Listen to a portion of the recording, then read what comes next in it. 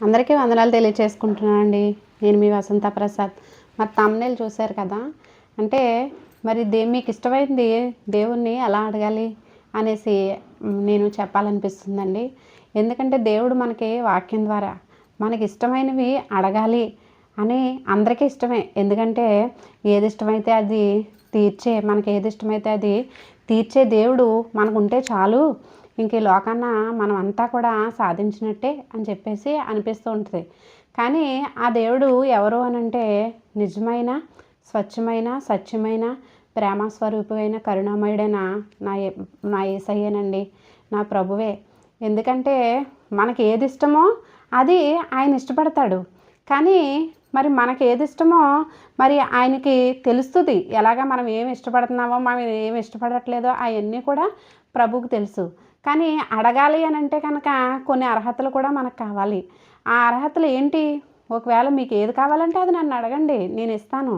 దానికి తగ్గ అర్హతలు మీ దగ్గర ఏమున్నాయి అని ప్రభు అయితే మనల్ని అడగడు. కానీ మనం ఏం చేస్తే మనకు ప్రతీదీ కూడా దక్కుద్దో మరి ప్రభు మనకి స్వయంగా తన వాక్యం ద్వారా మరి పరిశుద్ధ గ్రంథంలో మరి పరిశుద్ధాత్మ ద్వారా వ్రాయించబడిన ఈ వాక్యాన్ని బట్టి మనం అర్థం చేసుకుని నిజమే ఇలా ఉంటే నాకు ఏది ఇష్టమైన ప్రభు అనుగ్రహిస్తాడు కదా, నాకు ఏది ఇష్టమైతే అది ప్రభు ఖచ్చితంగా చేస్తాడు కదా అనుకుని మరి నిజంగా ఆ విధంగా మనం నడుచుకున్నట్లయితే కనుక ఈ లోకపరంగా మనం ధన్యులు, అలాగే పరలోక రాజ్యానికి వారసులుగా మనల్ని దేవుడు చేస్తాడండి.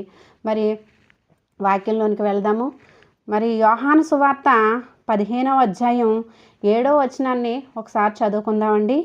నా యందు మీరును మీ యందు నా మాటలను నిలిచియుండిన ఎడల మీకు ఏది ఇష్టమో అడుగుడి, అది మీకు అనుగ్రహింపబడును. మహాపరిశుద్ధుడా, దయగలిగిన తండ్రి, ఈ వాక్యం ద్వారా నాలో ఉండి మీరు మాట్లాడండి. అనేకులకు నీ కృప దయచేయండి.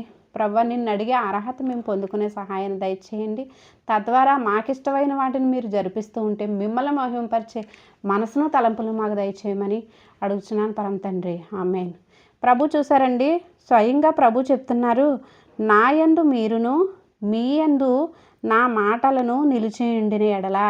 మరి ప్రభు యందుని మనము, మన యందుని ప్రభువు నిలిచి ఉండి మళ్ళీ ఏంటంటేనండి ఆయన మాటలు నిలిచి ఉంటే, ఆయన మాటలు ఏంటంటే పరిశుద్ధ గ్రంథంలో ఆయన ఏం చెప్తున్నాడో మరి అవి మనం ఆచరించగలిగితే, ఖచ్చితంగా ప్రభువుకి ఇష్టమైనవి మనం చేయగలిగితే, ఆయన మాటలు మన వినికిడిలో మనస్సులో ఉంచుకోగలిగితే, కొన్నిసార్లు మనం ప్రార్థన చేసినప్పుడు వాక్యం ద్వారా మనం దేవుడిని మాట్లాడదు. ప్రభువా, ఈ వాక్యాన్ని నేను చదివాను కదా, ఈ వాక్యాన్ని బట్టి నీకు ప్రార్థన చేస్తున్నాను తండ్రి, ఈ వాక్యం ద్వారా నాకు జరిగించు నీ కార్యాలు నీ చిత్త ప్రకారం అని చెప్పేసి మన హృదయంలో దేవుని వాక్యం ఉంటే ఆ వాక్యాన్ని బట్టి మనం ప్రార్థన చేయగలుగుతాం కదండి.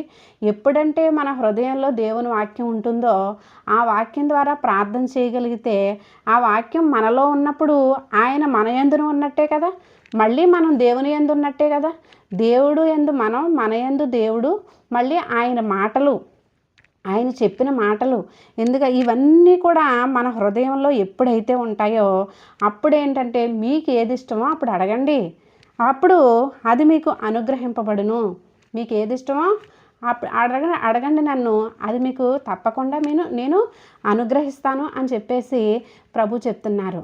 దీనికి మొత్తానికి అర్థం మనకి ఎలా అర్థమవుతుంది అని అంటే కనుకండి, ఎందుకంటే దేవుడు వాక్యం మన హృదయంలో ఎప్పుడైతే ఉంటుందో, వాక్యమే దేవుడు, దేవుడే వాక్యం కాబట్టి దేవుని వాక్యం మన హృదయంలో ఎప్పుడైతే ఉంటుందో అప్పుడు ఖచ్చితంగా మనకి ఏది ఇష్టమో అది మనం మనసారా అడగగలం. ఎందుకంటే దేహమే దేవుని దేవాలయం.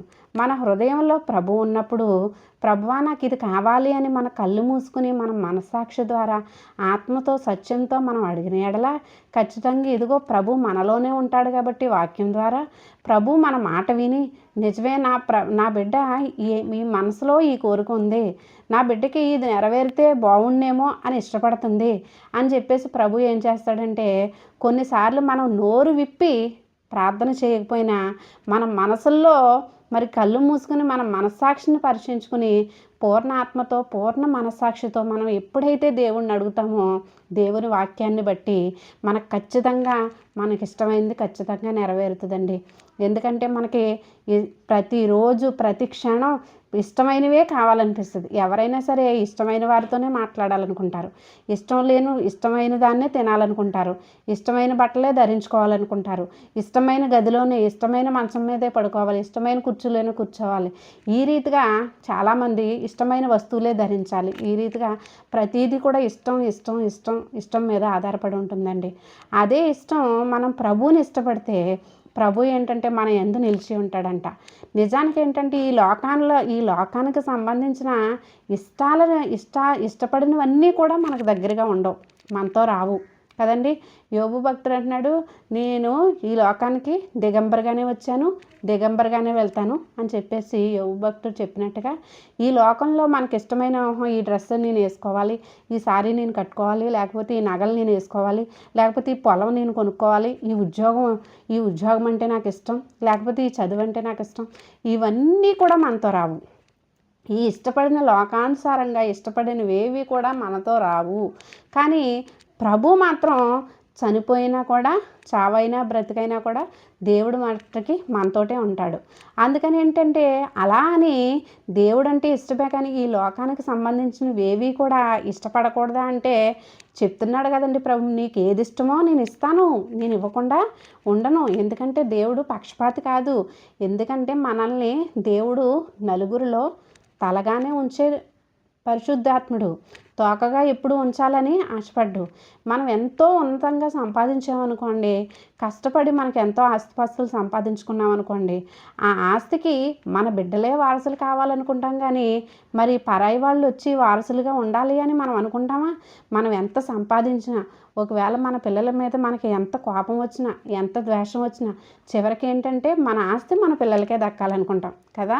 అలాగే ఎప్పుడైతే దేవా నువ్వే నా తండ్రివి, నువ్వే నా దేవుడివి, ఈ లోకానికి వెలిగే నువ్వు ప్రభువా అని చెప్పేసండి దేవునికి వారసులుగా, బిడ్డలుగా మరి ఆయన్ని మనం ప్రేమించి ఆయన యందు నిలిచిన వారు ఎప్పుడూ కూడా పరలోక రాజ్యానికి వారసులే, ఆయన బిడ్డలే. ఆయన యందు మనం ఎప్పుడైతే నిలుస్తామో, ఆయన రెక్కల కింద మనం ఎప్పుడైతే మరుగై ఉంటామో అప్పుడు మనం ఆయన బిడ్డలుగానే ఉంటాం కదండి. మరి ఆయన బిడ్డలైన మనకు దేవుడు ఏ లోటన్నా చేస్తాడా? మనకి ఏది ఇష్టమో మరి మనకి అది దేవుడు ఇవ్వడా? మన పిల్లలకి మన దగ్గర డబ్బులు ఉన్నప్పుడు ఏం చేస్తామంటే కనుక, ఉన్నా లేకపోయినా కూడా వాళ్ళు ఏదన్నా అడిగారంటే కనుక ఉంటే వెంటనే కొంటాం. లేదు అని అంటే కనుక మనం ఆ డబ్బులు మళ్ళీ సమకూర్చన్నా సరే, నా బిడ్డ ఇది అడిగాడు కదా, ఇది ఇష్టం కదా నా బిడ్డకి అని సమకూరుస్తాం. ఒకవేళ తల్లిదండ్రులుగా తల్లిగా మనం ఏం చేస్తామంటే, ఈ కర్రీ అంటే నా బిడ్డకి ఇష్టం కదా, ఇది వండి పెడితే నా బిడ్డ ఇష్టంగా తింటాడు, ఇంకో ముద్ద ఎక్కువ కూడా తింటాడు కదా అని చెప్పేసి తల్లి అనుకుంటుంది. అలాగే ఏంటంటే మరి ఆ బిడ్డ తల్లి దగ్గర ఉంటేనే కదా వండి పెట్టగలదా తల్లి. ఆ తల్లి దగ్గర ఆ ఇంటిలో ఆమె ఉన్న చోట ఉంటే అది వండి పెట్టగలదు కన్నా తల్లి అయినా. అలాగే ఏంటంటే దేవుని యందు మనం నిలవగలిగినప్పుడు, ఆయన మాటలు మన వినికిడిలో మన హృదయం అనే పలక మీద వ్రాసుకోగలిగి ఆ వాక్యాల ద్వారా మనం ప్రార్థన చేయగలిగినప్పుడు ఆ వాక్యాల ద్వారా ప్రార్థన చేసి, ఈ వాక్యం ద్వారా దేవుడు నాతో మాట్లాడుతున్నాడు కదా, ఈ వాక్యాన్ని నేను ఈరోజు ధ్యానించుకున్నాను కదా, ఈ వాక్యాలు ప్రతి వాక్యం మన హృదయంలో ఉంటే దేవుడు మన హృదయంలో ఉన్నట్టేనండి. మరి కొన్నిసార్లు ఏంటంటే మనకు ప్రార్థన చేసుకున్నప్పుడు ఎక్కువగా ప్రార్థన ఏం చేస్తామంటే, ఏ బలహీనత వచ్చినా నిన్ను స్వస్థపరచు యెహోవాను నేనే అని వాగ్దానాన్ని బట్టి మనం ఏం చేస్తామంటేనండి ప్రార్థన చేస్తాం. ప్రభువా నిన్ను స్వస్థపరచు యెహోవాను నేనే అని వాగ్దానం ఇచ్చావు కదా ప్రభువా, ఇదిగో నేను అనారోగ్య స్థితిలో ఉన్నాను, నన్ను స్వస్థపరచువా ప్రభువా అని చెప్పేసి ప్రార్థన చేస్తూ ఉంటాం. మరి ఆనాడు కుష్ఠరోగుల్ని స్వస్థపరిచిందేవా, మరి కళ్ళు లేని వారికి కళ్ళు ఇచ్చావు ప్రభువా, మరి కుంటివారికి నడకనిచ్చావు, గుడ్డివారికి చూపునిచ్చావు ప్రభువా, కుష్ఠరోగుల్ని బాగు చేసావు ప్రభువా అని చెప్పేసి గర్భఫలం కావాల్సిన వాళ్ళు గర్భఫలాన్ని అడుగుతారు. ఇలా ఏంటంటే ఎవరికి ఏది ఇష్టమో, ఎవరు ఏది కావాలనుకుంటున్నారో ప్రతిదీ కూడా ఏంటంటే ప్రభువుని ఇష్టకరంగా అడుగుతారు. మరలానే దేవుని వాక్యాన్ని బట్టి ప్రార్థన చేస్తే మరి ఏమొస్తుందంటే మరి దేవుడు మన యందు నిలిచి ఉంటాడనమాట. వాక్యం ద్వారా ప్రార్థన చేసినప్పుడు యేసు నామంలో అది నెరవేర్చబడాలి అని మనం ఆశపడ్డప్పుడు ఖచ్చితంగా దేవుడు మనకి కార్యాలు చేస్తాడు. మరి ఇవన్నీ చెప్తున్నారు, మీకు చేశారా దేవుడు అంటే, నాకు ఖచ్చితంగా చేశాడండి. చేశారు. కార్యాన్ని బట్టి చేశా. నేను నోరు విప్పి అడగపోయినా కూడా నా మనసులో ఒకవేళ నేను బాధపడ్డాననుకోండి, నేను ఏదన్నా ఇష్టపడ్డాననుకోండి, ఆశపడ్డాననుకోండి, అది దేవుడి చిత్తం అనుకోండి, ఖచ్చితంగా నాకు నెరవేరుస్తూనే ఉన్నాడండి ప్రభు. ఖచ్చితంగా నాకు అది మార్గాన్ని చూపిస్తూనే ఉన్నాడు దేవుడు. ఒకవేళ ఏంటంటే నేను ఇష్టపడినవి అది కొంచెం ఆలస్యం అయిందనుకోండి, నేను ఇది ప్రభు చిత్తం కాదేమో, ఒకవేళ అందుకే ఆలస్యం అవుతుంది అని నేను ఆశపడి నేను మర్చిపోయినా కూడా ప్రభు ఇంకా ఆలస్యం అయ్యి కొలిది ఉన్నతమైన దాన్ని నాకు దేవుడిచ్చి నన్ను సంతోషపెట్టాడు. నేను ఇష్టపడిన వాటిని నాకు దక్కించాడు నా ఇష్టమైన యేసయ్య. అలాగే ఎందుకంటే ప్రభు యందును మీరు నిలిచి ఉండగలిగితే.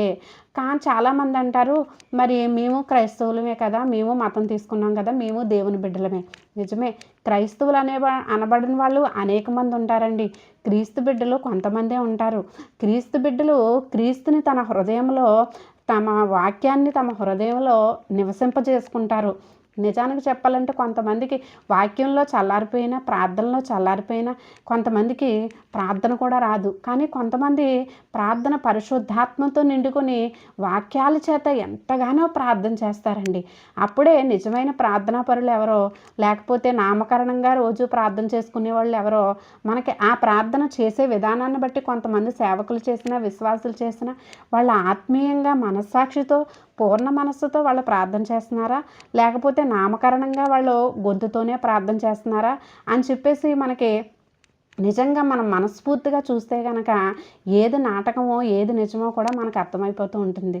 ఎందుకు అర్థమవుతుందంటే మన మనస్సులో మన యేసయ్య ఉన్నప్పుడు, నిజానికి మన మనసులో ఆయన యందు మనం ఖచ్చితంగా నిలిచి ఉన్నప్పుడు మరి ఖచ్చితంగా మనకి కార్యాలు జరుగుతూ ఉంటాయి. కొంతమంది అనుకుంటారు, నేను ఎన్నో సంవత్సరాల నుంచి క్రైస్తవ్యం తీసుకున్నాను, వీళ్ళు ఈ సంవత్సరమే మారు మనసు పొందారు, రక్షణ తీసుకున్నారు, నాకన్నా దేవుడు వాళ్ళకే ఎక్కువ కార్యాలు చేస్తున్నాడు అని చెప్పేసి కూడా అనుకుంటారు. కానీ అదే ఆలోచించిన వాళ్ళు ఎంత ప్రార్థన చేస్తున్నారు, వాళ్ళు ఎంత మనస్సాక్షితో మనస్ఫూర్తిగా దేవుణ్ణి ఆరాధించుకుంటున్నారు, దేవుని హృదయంలో వాళ్ళు పెట్టుకున్నారు అని చెప్పేసి ఆలోచన చేస్తే కూడా ఇంకా చాలా బాగుంటుందని చెప్పేసి నా ఉద్దేశం అండి. ప్రభు నా యందు మీరును మీ యందు నా మాటలను నిలిచి ఉంటే, ప్రభు మాటలు మనలో నిలిచి ఉంటే, ప్రభు వాక్యం మనలో నిలిచి ఉంటే, దేవుడు మనలో నిలిచి ఉన్నప్పుడు మనం ఏ పాపానికి దూరంగా ఉంటాం, ఎవరికి ద్రోహం చేయకుండా ఉంటాం, ఎవరితోనైనా మంచిగా మాట్లాడతాం, వాళ్ళకి మంచి చేయాలని ఆశపడతాం. కానీ దేవుడు మన యందు లేకపోతే, దేవుణ్ణి మనం దూరపరుచుకుంటే, ఈ లోక సంబంధంలో ఎలాగైతే ప్రవర్తిస్తున్నారో, ఏంట్లే ఇవాళ చూస్తున్నాడండి దేవుడు అనే విధంగా, ఎందుకంటే దేవుణ్ణి లెక్క చేయని తత్వంతో మనం జీవించినట్లయితే కనుక మరి ఏంటంటే, కోడి తన రెక్కల కింద పిల్లలు ఉన్నంతసేపు కూడా గ్రద్ద ఏమీ చేయలేదు, కానీ ఒక్కసారి సరేలే చూసొద్దాంలే అమ్మ రెక్కల కింద ఎంతసేపు ఉంటాం అని ఒక్కసారి బయటకు వెళ్తే తన జీవితం గ్రద్దెత్తుకెళ్ళిపోతుంది. అలాగే ఏంటంటే దేవుని యందు మనం నిలిచి ఉంటే మనకి ప్రతి శోధనలో, ప్రతి కష్టంలో కూడా దేవుడు తోడై ఉంటాడు. వాటిని మనకు ఓర్చుకోగలిగే శక్తిని ఇస్తాడు. భయపడకుండా ఉండే మనసును మనకు ధైర్యాన్ని దేవుడు దయచేస్తాడు. అలాగే సమస్య నుంచి సమస్య నుంచి తీసివేసి నిలబెట్టి దేవుడు మనల్ని ఆయనకి మహిమకరంగా నిలుపుకుంటాడు. మరి మనకిష్టమైనవన్నీ కూడా పొందుకుంటారు. ఈ రోజుల్లో చాలామంది అనుకుంటారండి, అయ్యో సేవకురాళ్ళు అందరూ చక్కని చీరలు కట్టుకుంటున్నారు, చక్కగా మాట్లాడుతున్నారు, చక్కగా ప్రార్థన చేస్తున్నారు, ప్రార్థన చేస్తే ఇవన్నీ వచ్చేస్తాయా, లేకపోతే కనుక సేవకులైతే ఇవన్నీ ఇలా ఉంటారేమో కొంతమంది అనుకుంటారు. నిజానికి చెప్పాలంటే వాళ్ళని అంత ఉన్నతంగా లేకపోతే కొంతమంది అనుకుంటారు ఆభరణాలు ఇవన్నీ ఎందుకు అని అంటే, మరి దేవుడు చక్కని చీరలతో మరి చక్కగా నీట్గా ఉంచి వాళ్ళకి ఏంటంటే ఆత్మీయ సౌందర్యాన్ని దేవుడిచ్చి వాళ్ళ చేత అలా మాట్లాడుతున్నారు వాళ్ళనంటే దేవుని కృప వాళ్ళ పట్ల ఎంత లేకపోతే అవన్నీ జరుగుతాయి.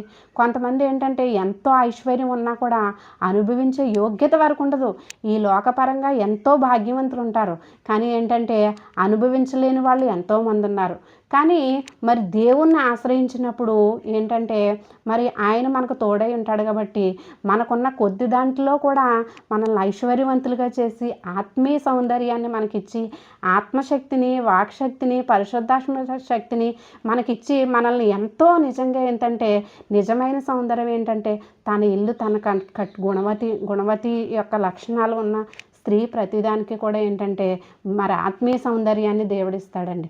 మరి చక్కగా వాళ్ళు మాట్లాడినప్పుడు దేవుణ్ణి మహిమపరిచి అనేక వాళ్ళ కుటుంబాలను దేవుడి ద్వారా కట్టుకోవడమే కాకుండా అనేక మంది స్త్రీలు కూడా వారి కుటుంబాలను కట్టుకునే విధంగా వాళ్ళని నిలబెడతాడు సేవకుల్ని ప్రభు. ఇవన్నీ ఎలా జరుగుతున్నాయి అని అంటే కనుక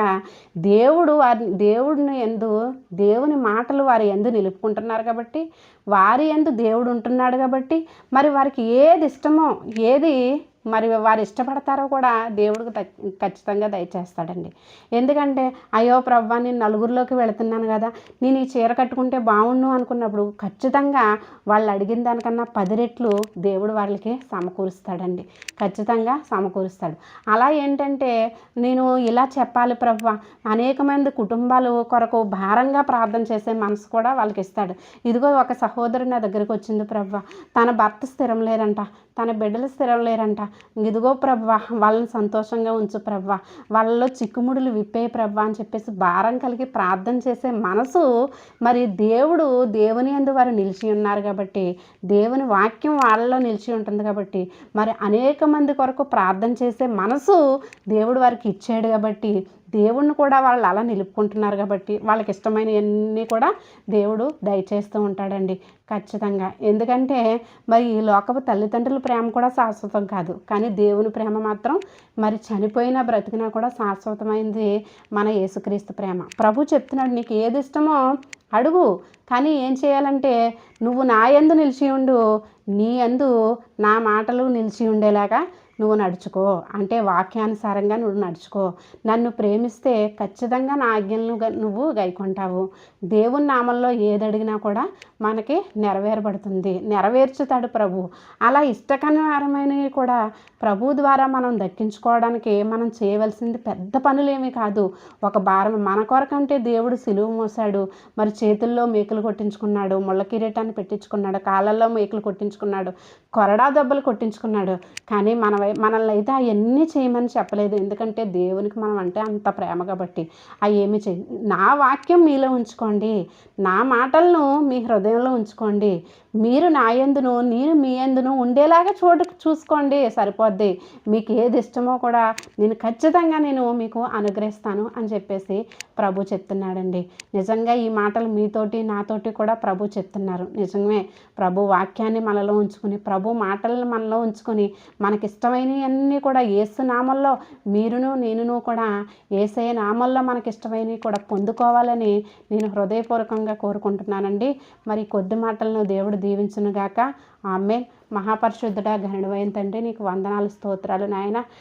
నిన్ను ఇష్టపడే వారందరికీ ప్రభువా నాయన, నీ మాటలు నాయన నిలుపుకునే వారందరికీ కూడా ఇష్టమైనవి నెరవేర్చుకోగలిగే కృప మీరు దయచేస్తారు, ఇష్టమైనవి మీరు అనుగ్రహిస్తారు. దేవానికి స్తోత్రములు నాయన. నా తండ్రి, మీ యందు నిలిచి మీ మాటల యందు వణికి ప్రభువా నీ యందు భయభక్తులు కలిగి నీ ఆజ్ఞలను గైకొంటూ యేసునామంలో నాయన ప్రతి ఒక్కరూ కూడా వారికి ఇష్టమైనవి పొందుకుని సంతోషకరమైన జీవితాన్ని జీవిస్తూ నిన్ను మహిమపరుస్తూ ప్రభువా వాళ్ళు సంతోషిస్తూ ఆశీర్వాదాలతో నింపబడే కృప ప్రతి ఒక్కరికి దయచేయమని యేసయ్య నామంలో అడుగుచున్నాను పరమ తండ్రి. ఆమేన్, ఆమేన్, ఆమేన్. మరి నేను సేవకురాలను కాదండి, నేను విశ్వాసిని మాత్రమే. దేవుడు నా జీవితంలో అనేకమైన ఆశ్చర్యకార్యాలు చేశారు యేసయ్య. మరి అలాగే మీ జీవితాల్లో కూడా దేవుడు ఆశ్చర్యకార్యాలు చేయాలని, నేను కూడా పరలోక రాజ్యానికి వారసులుగా ఉండాలని, అంతేకాదండి ఆయనకి ఇష్టలైన వారికి భూమి మీద సమాధానం కూడా దేవుడు ఇస్తాడు. మరి భూమి మీద సమాధానం కలిగి ఉన్నవారు ఎంతమంది ఉంటారంటే అది దేవునికి ఇష్టమైన వాళ్ళే.